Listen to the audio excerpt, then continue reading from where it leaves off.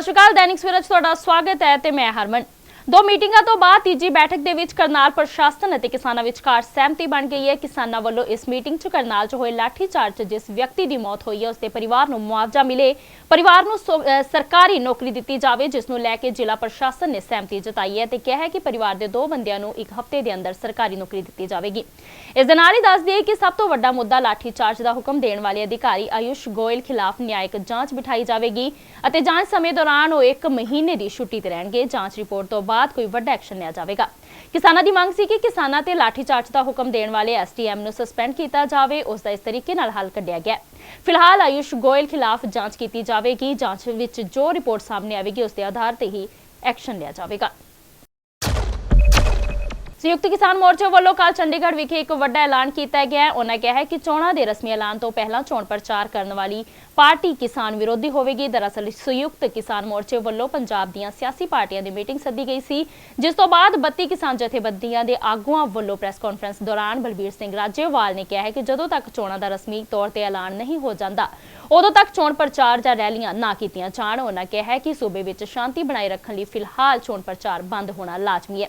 जेकर कोई सियासी पार्टी चोण प्रचार करती है तो उसनूं किसान विरोधी मन्निया जाएगा। उन्होंने दस्सिया कि इस दे सारियां सियासी पार्टियां सहमति बन गई है, जबकि अकाली दल और कांग्रेस पार्टी वालों अजे स्पष्ट सहमति नहीं दी गई। पंजाब विच चोणां फरवरी 2022 च होणीआं ने। बहुत सारिया पोलीटिकल पार्टियां ने चोण कंपेन 10 महीने पहले शुरू कर ली हुई है। उहदे नाल थां थां अणसुखावीआं घटना वापरन लगियां ते असीं अज इत्थे सारिया पोलीटिकल पार्टियां नूं सद्दिया ये जानन लई भी हमेशा जिस तरह का हुण तक प्रोसैस रहा, जदों इलैक्शन कमिशन चोण डिकलेयर करता है उसके बाद या उहदे 10 दिन 5 दिन अगे पिछे कंपेन शुरू होया करदी है। इस बारी तुसी 10 महीने पहला शुरू कर ली। लोगों का ध्यान किसानों के मोर्चे विच लग्या है, मानसिक तौर पर उधर जुड़े हुए ने। फिर हर रोज़ कदे किसी पिंड च कदे किसी थां इन्हां नूं घेर के सवाल करन दे नां ते अणसुखावीआं घटनावां वापरदियां। पंजाब च शांतमई माहौल रहना चाहिए। मोर्चे के हक विच किसानां लई शांतमई माहौल रहना बहुत जरूरी है। जे इत्थे शांति ना रही ये मोर्चे के विरुद्ध जाएगी। इसलिए सारिया पार्टियां की राय लैण वास्ते अज सब नूं सद्दा दिता सी।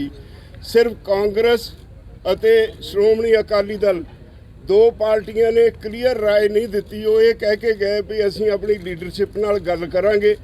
बाकी सारिया पार्टियां ने कहा असीं तुहाडे नाल सहमत हां, जदों चोणां डिकलेयर होण उदों चोण मुहिम शुरू की जाए। सिर्फ 2 पार्टियां तो बगैर असीं फैसला किया और सारे अपने केडर नूं वर्करां नूं बेनती करदे हां भी किसी भी पोलीटिकल पार्टी नूं या पोलीटिकल लीडर नूं जे किसी समाजिक फंक्शन च जांदा उन्होंने बिल्कुल ना घेरिया जाए, उन्होंने कोई हरैस ना किया जाए और सारे शांति बनाउण विच सहयोग देण। और नाल ही ये भी सारिया पार्टियां नूं असीं चाहुंदे हां जिहड़ी पार्टी इस वेले जिद करके ये मुहिम नूं चलाऊगी चोणां दी नूं असीं समझांगे भी उस अंदोलन की विरोधी पार्टी है। इस करके अपील करांगे भी हाले ये जिहड़ी चोण मुहिम है इनूं हाले इनूं ठल पाई जे रोकिया जाए। इस दे नाल ही उन्होंने कहा है कि चोणां वेले सियासी पार्टियां चोण मैनीफेस्टो विच झूठे वादे कर लैंदियां ने ते सत्ता हासिल करन तो बाद उन्हां नूं भुला दिता जांदा है। उन्होंने कहा है कि इसलिए कोई लीगल डॉक्यूमेंट बनना चाहिए। उन्होंने कहा कि जेकर सियासी पार्टियां नूं किसानां नाल हमदर्दी है तो पार्लीमेंट के अगे धरना ला सकदियां ने। एक सारिਆਂ ਨੂੰ ਅਸੀਂ ਅੱਜ ਪੁੱਛਿਆ ਸੀ ਬਈ बड़े बड़े वादे झूठे कर लेंदे ने, ਜਦੋਂ ਚੋਣ मैनीफेस्टो बनते हैं उन्हां ते कोई अमल नहीं करता। लीगल डॉक्यूमेंट होना चाहिए। ਇਹਦੇ ਲਈ ਸਾਰੀਆਂ ਪਾਰਟੀਆਂ सहमत ਹੋਈਆਂ। सिर्फ इन्ना उन्होंने कहा भी जिहड़ा मैनीफेस्टो इस तरह का होवे जिहड़ा जात पात या धर्मां दा बखेड़ा ना खड़ा करे। लीगल डॉक्यूमेंट होना चाहिए और एक कैलेंडर होना चाहिए। जिहड़ी पार्टी जित जाए उहदा सारिया मंगां जिहड़ियां उन्होंने मैनीफेस्टो च वादे कीते उन्होंने पूरा करने वास्ते किन्नी देर विच वादा पूरा किया जाऊगा। इहदे लई सारे सहमत होए। असीं सारे जिहड़े ਪਾਰਟੀਆਂ ਦੇ MP MLA ਹੈ, ਜੇ ਉਹ ਸਾਡੇ ਹਮਦਰਦ ਨੇ ਉਹਨਾਂ ਨੂੰ ਅਸੀਂ ਅਪੀਲ ਕਰਦੇ ਹਾਂ ਵੀ ਜਾ ਕੇ ਕਿਸਾਨਾਂ ਦੇ ਹੱਕ ਵਿੱਚ ਪਾਰਲੀਮੈਂਟ ਦੇ ਅੱਗੇ ਧਰਨਾ ਦਿਓ। ਇਹ ਤੋਂ ਬਿਨਾਂ ਅਸੀਂ ਸਾਰਿਆਂ ਨੂੰ ਇਹ ਪੁੱਛਿਆ, ਕਿਉਂਕਿ ਸੰਯੁਕਤ ਕਿਸਾਨ ਮੋਰਚਾ ਫੈਸਲਾ ਕਰ ਚੁੱਕਾ ਸੀ ਵੀ ਜਿਹੜਾ ਮੰਡੀਆਂ ਦੇ ਵਿੱਚ ਫਰਦਾਂ ਦੇਣ ਵਾਸਤੇ ਮਜਬੂਰ ਕੀਤਾ ਜਾ ਰਿਹਾ ਕਿਸਾਨਾਂ ਨੂੰ, ਇਹ ਬੜੀਆਂ ਮੁਸ਼ਕਲਾਂ ਖੜੀਆਂ ਕਰੇਗਾ। ਕਈ ਪੁਸ਼ਤਾਂ ਦੇ ਖਾਤੇ ਸਾਂਝੇ ਨੇ ਜਿਹੜੇ ਤਕਸੀਮ ਕਰਾਉਣ ਵਾਸਤੇ ਕਿੰਨੇ ਸਾਲ ਲੱਗ ਜਾਣਗੇ। ਬਹੁਤ ਸਾਰੇ ਲੋਕ ਵਿਦੇਸ਼ਾਂ 'ਚ ਬੈਠੇ ਨੇ, ਬਹੁਤ ਮੁਸ਼ਕਲਾਂ ਖੜੀਆਂ ਹੋਣਗੀਆਂ। ਇਸ ਕਰਕੇ ਇਹ ਕਿਸਾਨਾਂ ਨੂੰ ਮਜਬੂਰ ਨਾ ਕੀਤਾ ਜਾਏ। ਅਸੀਂ ਰੂਲਿੰਗ ਪਾਰਟੀ ਨੂੰ ਕਿਹਾ ਵੀ ਆਪਣਾ ਚੀਫ ਮਿਨਿਸਟਰ ਨਾਲ ਗੱਲ ਕਰੋ, ਅਸੀਂ ਫਰਦਾਂ ਨਹੀਂ ਦੇਵਾਂਗੇ ਤੇ ਪਾਰਟੀ ਪੱਧਰ ਤੇ ਦਾ ਫੈਸਲਾ ਕਰੋ। ਇਸੇ ਤਰ੍ਹਾਂ ਅਸੀਂ ਉਹਨਾਂ ਨੂੰ ਇਹ ਵੀ ਕਿਹਾ ਤੁਸੀਂ ਹਰ ਰੋਜ਼ ਐਵੇਂ ਬਿਆਨ ਦੇਈ ਜਾਂਦੇ ਹੋ, ਜਿਹੜੇ ਕਿਸਾਨਾਂ ਤੇ ਕੇਸ ਬਣੇ ਹੋਏ ਨੇ ਇਸ ਮੋਰਚੇ ਦੇ ਦਰਮਿਆਨ ਉਹ ਸਾਰੇ ਵਾਪਸ ਲਏ ਜਾਣ। ਪੰਜਾਬ ਦੇ ਸਾਬਕਾ ਡੀਜੀਪੀ ਸੁਮੇਧ ਸੈਣੀ ਨੂੰ ਹਾਈ ਕੋਰਟ ਤੋਂ ਵੱਡੀ ਰਾਹਤ ਮਿਲੀ ਹੈ। ਹਾਈ ਕੋਰਟ ਨੇ ਆਪਣਾ ਫੈਸਲਾ ਸੁਣਾਉਂਦੇ ਹੋਏ ਕਿਹਾ ਹੈ ਕਿ ਸੁਮੇਧ ਸੈਣੀ ਨੂੰ 2022 ਤੱਕ ਕਿਸੇ ਵੀ ਮਾਮਲੇ ਵਿੱਚ ਗ੍ਰਿਫਤਾਰ ਨਹੀਂ ਕੀਤਾ ਜਾਵੇਗਾ। ਦਰਅਸਲ ਸੁਮੇਧ ਸੈਣੀ ਦੀ ਪਟੀਸ਼ਨ ਤੇ ਪੰਜਾਬ ਸਰਕਾਰ ਅਤੇ ਸੈਣੀ ਦੇ ਵਕੀਲਾਂ ਦੀਆਂ ਦਲੀਲਾਂ ਸੁਣਨ ਤੋਂ ਬਾਅਦ ਹਾਈ ਕੋਰਟ ਨੇ ਆਪਣਾ ਫੈਸਲਾ ਸੁਣਾਇਆ ਹੈ।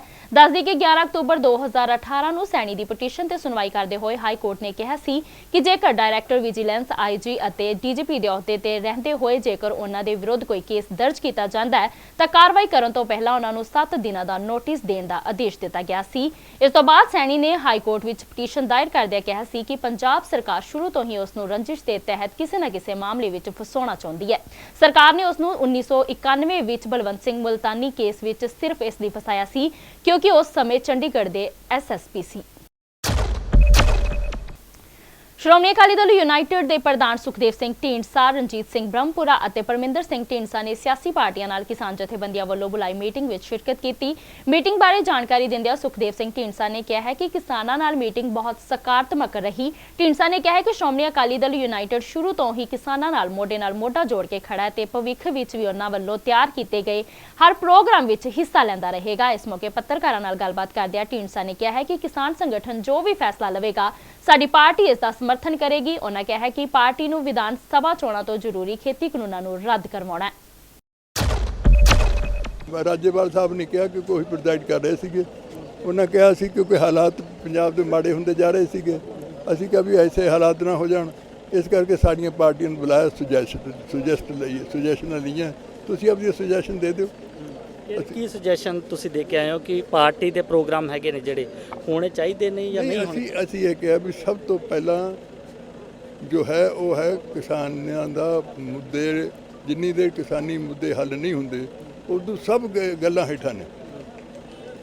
ਜਿੰਨੀ ਲੜਾਈ ਲੜੀ ਇਹਨਾਂ ਨੇ ਤੇ ਉਹਨੂੰ ਅਸੀਂ ਇਹ ਕਹਿ ਦਈਏ ਵੀ ਇਲੈਕਸ਼ਨ ਪਿੱਛੇ ਛੱਡ ਦਿਓ ਉਹਨੂੰ, ਪਿੱਛੇ ਇਹ ਨਹੀਂ ਅਸੀਂ ਕਰ ਸਕਦੇ। ਯਾਨੀ ਕਿ ਤੁਹਾਡੀ ਪਾਰਟੀ ਸਪੋਰਟ ਕਰੇਗੀ ਕਿਸੇ ਤਰੀਕੇ ਦੀ ਰੈਲੀ ਜਾਂ ਹੋਰ ਵੱਡਾ ਪ੍ਰੋਗਰਾਮ, ਸਿਆਸੀ ਪ੍ਰੋਗਰਾਮ? ਜੋ ਅਸੀਂ ਉਹਨਾਂ ਨੂੰ ਕਿਹਾ ਵੀ ਜੋ ਤੁਸੀਂ ਫੈਸਲਾ ਕਰੋਗੇ, ਜੋ ਸਾਨੂੰ ਆਊਗਾ, ਅਸੀਂ ਪੂਰਾ ਤੁਹਾਡਾ ਸਾਥ ਦੇਵਾਂਗੇ। ਅਕਾਲੀ ਦਲ ਵੱਲੋਂ ਲਗਾਤਾਰ ਜਦੋਂ ਪ੍ਰੋਗਰਾਮ ਕੀਤੇ ਜਾ ਰਹੇ ਨੇ 100 ਦਿਨਾਂ ਦਾ ਪ੍ਰੋਗਰਾਮ, ਜੇ ਪਾਰਟੀ ਦੇ ਮੈਥੋਂ ਨਾ ਪੁੱਛੋ ਉਹਦਾ ਹੁਣ ਕਿਹੜਾ ਉਹਨਾਂ ਨੂੰ ਬਣਨ ਤਾਂ ਦੇ ਨਹੀਂ ਰਿਹਾ ਕੋਈ। 12 ਦਿਨ ਪ੍ਰੋਗਰਾਮ ਕੀਤਾ, 12 ਦਿਨ ਉਹਨਾਂ ਨੇ ਖਿਲਾਫ ਕਰਾਇਆ, ਉਹਨਾਂ ਨੂੰ ਬਣਨ ਨਹੀਂ ਕੋਈ ਦੇ ਰਿਹਾ ਪਿੰਡਾਂ 'ਚ। ਇਹ ਉਸੇ ਕਰਕੇ ਤੁਹਾਨੂੰ ਲੱਗਦਾ ਸਾਰਾ ਇਹ ਪ੍ਰੋਗਰਾਮ ਅੱਜ ਦਾ ਆਰਗੇਨਾਈਜ਼ ਉਹਨਾਂ ਤੋਂ ਹੋ ਗਿਆ ਸਾਰੇ। ਕਾਂਗਰਸ ਦੇ ਸਾਬਕਾ ਪ੍ਰਧਾਨ ਰਾਹੁਲ ਗਾਂਧੀ ਨੇ ਟਵੀਟ ਦੇ ਜ਼ਰੀਏ ਕਿਹਾ ਕਿ ਅਸੀਂ ਕਾਂਗਰਸ ਹਾਂ ਤੇ ਅਸੀਂ ਕਿਸੇ ਤੋਂ ਨਹੀਂ ਡਰਦੇ। ਉਹਨਾਂ ਕਿਹਾ ਕਿ ਕਾਂਗਰਸ ਅਸੀਂ ਸਭ ਮਿਲ ਕੇ ਹਾਂ। ਇਹ ਹਸਪਤਾਲ, ਮਨਰੇਗਾ ਜਾਂ ਕੁਝ ਹੋਰ ਜੋ ਕਾਂਗਰਸ ਨੇ ਬਣਾਇਆ ਹੈ ਉਸ ਵਿੱਚ ਤੁਸੀਂ ਸਭ ਸ਼ਾਮਿਲ ਹੋ, ਇਸ ਲਈ ਅਸੀਂ ਸਭ ਮਿਲ ਕੇ ਹੀ ਕਾਂਗਰਸ ਹਾਂ। तो ये अस्पताल, ये मनरेगा, ये भोजन का अधिकार जब मैं स्टेज से कहता हूं हमने किया, मगर ये हम कौन है? कांग्रेस। मगर कांग्रेस कौन? ये काम कांग्रेस के कार्यकर्ता ने किया, ये काम आप लोगों ने किया। और अगर हमने किया है तो आपकी शक्ति को लेकर हमने किया है। आपकी शक्ति के बिना ये काम हम नहीं कर सकते हैं। ਬਟਾਲਾ ਨੂੰ ਜ਼ਿਲ੍ਹਾ ਬਣਾਉਣ ਦੀ ਮੰਗ ਤੋਂ ਬਾਅਦ ਹੁਣ ਲਹਿਰਾ ਗਾਗਾ ਨੂੰ ਜ਼ਿਲ੍ਹਾ ਬਣਾਉਣ ਦੀ ਮੰਗ ਉੱਠਣ ਲੱਗ ਪਈ ਹੈ। ਬਟਾਲਾ ਨੂੰ ਜ਼ਿਲ੍ਹਾ ਬਣਾਉਣ ਦੀ ਮੰਗ ਉੱਠਣ ਤੋਂ ਲੱਗਦਾ ਹੈ ਕਿ ਸੂਬੇ ਦਾ 24ਵਾਂ ਜ਼ਿਲ੍ਹਾ ਬਣਨ ਜਾ ਰਿਹਾ ਹੈ। ਸਾਬਕਾ ਮੁੱਖ ਮੰਤਰੀ ਰਜਿੰਦਰ ਕੌਰ ਭੱਠਲ ਨੇ ਮੁੱਖ ਮੰਤਰੀ ਕੈਪਟਨ ਅਮਰਿੰਦਰ ਸਿੰਘ ਨੂੰ ਚਿੱਠੀ ਲਿਖ ਕੇ ਮੰਗ ਕੀਤੀ ਹੈ ਕਿ ਲਹਿਰਾ ਗਾਗਾ ਨੂੰ ਜ਼ਿਲ੍ਹਾ ਬਣਾਇਆ ਜਾਵੇ। ਜ਼ਿਲ੍ਹੇ ਬਣਾਉਣ ਦੀ ਮੰਗ ਲਗਾਤਾਰ ਉੱਠ ਰਹੀ ਹੈ। ਇਸ ਤੋਂ ਪਹਿਲਾਂ ਬਟਾਲਾ ਅਤੇ ਫਿਰ ਫਗਵਾੜਾ ਨੂੰ ਜ਼ਿਲ੍ਹਾ ਬਣਾਉਣ ਦੀ ਮੰਗ ਕੀਤੀ ਜਾ ਚੁੱਕੀ ਹੈ। ਸੂਬੇ ਵਿੱਚ 22 ਜ਼ਿਲ੍ਹਿਆਂ ਤੋਂ ਬਾਅਦ ਮਲੇਰਕੋਟਲਾ ਦਾ 23ਵਾਂ ਜ਼ਿਲ੍ਹਾ ਬਣਾਇਆ ਗਿਆ ਹੈ। ਦੱਸਦੀ ਕਿ ਰਜਿੰਦਰ ਕੌਰ ਭੱਠਲ ਲਹਿਰਾ ਗਾਗਾ ਤੋਂ ਹੀ ਚੋਣ ਲੜਦੇ ਨੇ ਅਤੇ ਉੱਥੋਂ ਹੀ ਵਿਧਾਇਕ ਚੁਣੇ ਗਏ ਸਨ। ਹਾਲਾਂਕਿ ਪਿਛਲੀ ਵਾਰ ਉਸ ਨੂੰ ਹਾਰ ਦਾ ਸਾਹਮਣਾ ਕਰਨਾ ਪਿਆ ਸੀ। ਉਹ ਚਾਹੁੰਦੇ ਨੇ ਕਿ ਲਹਿਰਾਗਾਗਾ ਨੂੰ ਜ਼ਿਲ੍ਹਾ ਬਣਾ ਦਿੱਤਾ ਜਾਵੇ। ਤੇ ਸਾਨੂੰ ਹੁਣ ਤੱਕ ਦੀਆਂ ਕੁਝ ਖਾਸ ਖਬਰਾਂ। ਜ਼ਿਆਦਾ ਜਾਣਕਾਰੀ ਲਈ ਜੁੜੇ ਰਹੋ ਦੈਨਿਕ ਸਵੇਰਾ ਟੀਵੀ ਦੇ ਨਾਲ। ਤੇ ਹੁਣ ਨਜ਼ਰ ਮਾਰਦੇ ਹਾਂ ਅੱਜ ਦੀਆਂ ਮੁੱਖ ਖਬਰਾਂ ਤੇ। ਕਰਨਾਲ 'ਚ ਧਰਨੇ ਤੇ ਬੈਠੇ ਕਿਸਾਨਾਂ ਤੇ ਪ੍ਰਸ਼ਾਸਨ ਵਿਚਕਾਰ ਬਣੀ ਸਹਿਮਤੀ। ਐਸਡੀਐਮ ਖਿਲਾਫ ਐਕਸ਼ਨ ਲਈ ਤਿਆਰ। ਲਾਠੀਚਾਰਜ 'ਚ ਮਰੇ ਕਿਸਾਨ ਦੇ ਪਰਿਵਾਰ ਨੂੰ ਮਿਲੇਗੀ ਸਰਕਾਰੀ ਨੌਕਰੀ। ਸੰਯੁਕਤ ਕਿਸਾਨ ਮੋਰਚੇ ਵੱਲੋਂ ਕੱਲ੍ਹ ਚੰਡੀਗੜ੍ਹ ਵਿਖੇ ਇੱਕ ਵੱਡਾ ਐਲਾਨ ਕਿਹਾ ਹੈ ਕਿ ਚੋਣਾਂ ਦੇ ਰਸਮੀ ਐਲਾਨ ਤੋਂ ਪਹਿਲਾਂ ਚੋਣ ਪ੍ਰਚਾਰ ਕਰਨ ਵਾਲੀ ਪਾਰਟੀ ਹੋਵੇਗੀ ਕਿਸਾਨ ਵਿਰੋਧੀ। ਹਾਈ ਕੋਰਟ ਵੱਲੋਂ ਸੁਮੇਧ ਸੈਣੀ ਨੂੰ ਵੱਡੀ ਰਾਹਤ। 2022 ਤੱਕ ਕਿਸੇ ਵੀ ਕੇਸ ਵਿੱਚ ਨਹੀਂ ਹੋਵੇਗੀ ਗ੍ਰਿਫਤਾਰੀ। ਬਟਾਲਾ ਨੂੰ ਜ਼ਿਲ੍ਹਾ ਬਣਾਉਣ ਦੀ ਮੰਗ ਤੋਂ ਬਾਅਦ ਹੁਣ ਲਹਿਰਾਗਾਗਾ ਨੂੰ ਜ਼ਿਲ੍ਹਾ ਬਣਾਉਣ ਦੀ ਉੱਠੀ ਮੰਗ। ਰਜਿੰਦਰ ਕੌਰ ਭੱਠਲ ਨੇ ਮੁੱਖ ਮੰਤਰੀ ਕੈਪਟਨ ਅਮਰਿੰਦਰ ਸਿੰਘ ਨੂੰ ਲਿਖੀ ਚਿੱਠੀ।